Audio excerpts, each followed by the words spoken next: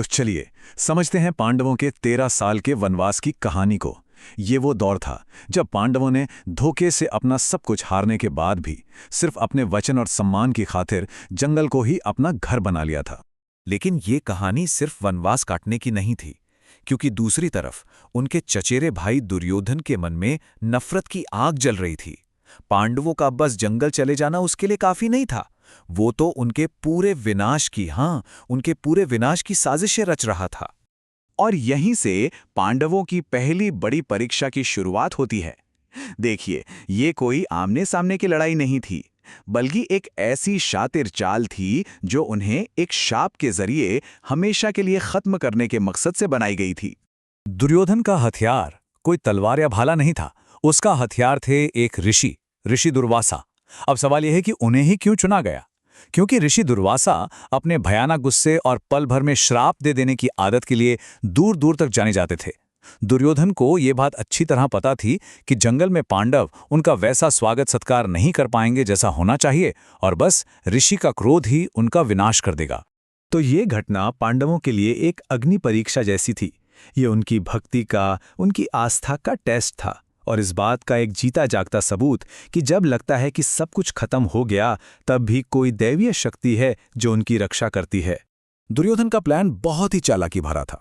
उसने ऋषि दुर्वासा को ठीक उस वक्त भेजा जब द्रौपदी समेत सब लोग खाना खा चुके थे और उनका अक्षय पात्र भी खाली हो चुका था। अब इसका सीधा सा मतलब क्या था? पांडवों के पास अपने मेहमानों को खिलाने के लिए अन्न का एक दाना भी नहीं था। मतलब ऋषि का गुस्सा भड़कना तो तय ही था। और हुआ भी बिल्कुल यही। ऋषि दुर्वासा अपने हजारों शिष्यों के साथ आ पहुंचे। सोचिए वो पल कितनी निराशा से भरा होगा जब पांडवों की रानी द्रौपदी के पास उस महान ऋषि को देने के लिए चावल के एक दाने के सिवा और कुछ भी नहीं था। लेकिन कहते हैं ना, जहां आस्था होती है वहां चमत्कार भी होते हैं। निराशा के इसी पल में द्रौपदी की एक पुकार सुनकर स्वयं भगवान कृष्ण वहां प्रकट हो जाते हैं। वो बस चावल का वो एक दाना अपने मुंह में रखते हैं और उनके सिर्फ इतना करने से ही पूरे ब्रह्मांड की भूख मिट जाती है। जी हां, जिसमें ऋषि दुर्वासा और उनके शिष्य भी शामिल थे। तो नतीजा क्या हुआ? ऋषि दुर्वासा और उनके सभी शिष्य जो नदी में स्नान करने गए थे, उन्हें अचानक ऐसा महसूस हुआ जैसे उनका पेट पूरी तरह से भरा हुआ है। वे बिना खाना खाए ही तृप्त हो गए और पांडवों को बिना कोई श्राप दिए वहां से वापस लौट गए। इस तरह पांडवों की आस्था ने उन्हें एक निश्चित विनाश से बचा लिया। तो आस्था की परीक्षा तो हो गई, लेकिन अब थी विनम्रता की बारी। अब कहानी का फोकस दूसरे भाई भीम पर आता है, सबसे शक्तिशाली पांडव जो बहुत जल्द ये सीखने वाले थे कि असली ताकत सिर्फ शरीर की नहीं होती। एक दिन जंगल में चलते चलते भीम का सामना एक बहुत ही कमजोर और बूढ़े बंदर से हुआ जो उनका रास्ता रोककर लेटा हुआ था। अपनी ताकत के घमंड में चूर भीम ने उसे अपनी पूंछ हटाने का हुक्म दिया, लेकिन वो बेचारे ये नहीं जानते थे कि ये कोई मामूली बंदर नहीं था। और बस यही वो पल था। उस बूढ़े बंदर ने बड़े शांत भाव से भीम से कहा कि वो खुद ही उसकी पूंछ हटाकर निकल जाए। भीम ने अपनी पूरी ताकत लगा दी, लेकिन वो उस बंदर की पूंछ को 1 इंच भी नहीं हिला सके। उसी पल उन्हें एहसास हो गया कि आज उनकी टक्कर किसी बराबरी वाले से हुई है। और फिर वो राज खुलता है। वो बूढ़ा बंदर कोई और नहीं बल्कि स्वयं पवन पुत्र हनुमान थे।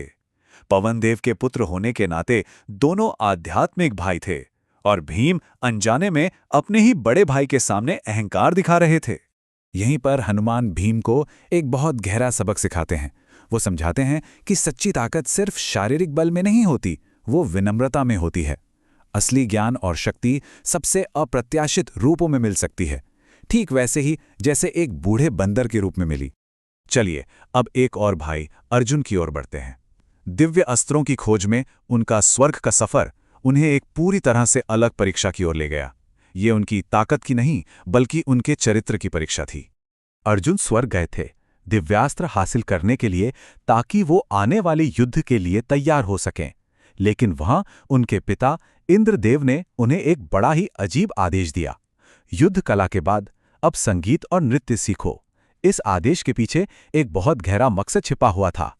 इसी दौरान स्वर्ग की सबसे खूबसूरत अप्सरा उर्वशी अर्जुन पर मोहित हो गईं। उन्होंने अर्जुन के सामने अपने प्रेम का प्रस्ताव रखा, जिससे अर्जुन एक बहुत बड़ी नैतिक दुविधा में फंस गए। लेकिन अर्जुन अपने धर्म पर एकदम अटल रहे।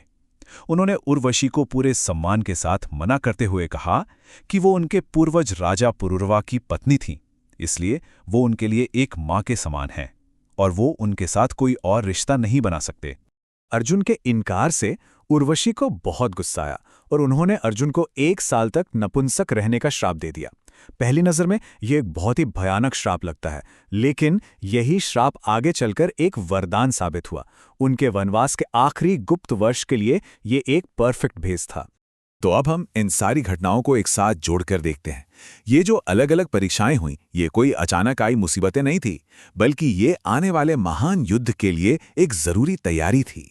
तो आखिर पांडवों ने इस वनवास से क्या सीखा? देखिए, आस्था ने उन्हें विनाश से बचाया, विनम्रता ने उन्हें सच्ची शक्ति का असली मतलब सिखाया और अर्जुन के चरित्र ने उन्हें एक ऐसा कवच दिया जो किसी भी दिव्यास्त्र से कहीं ज्यादा मजबूत था। हर परीक्षा ने उन्हें तराशा और आने वाले महायुद्ध के लिए आध्यात्मिक और नैतिक दोनों रूपों में तैयार किया। उन्होंने आस्था, विनम्रता और चरित्र की हर तरह की अग्नि परीक्षा पार कर ली। लेकिन असली सवाल अब भी अपनी जगह पर खड़ा है।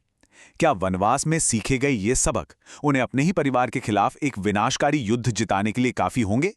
यही वो सवाल है जिस पर आने वाले महाभारत की पूरी नींव रखी जाएगी।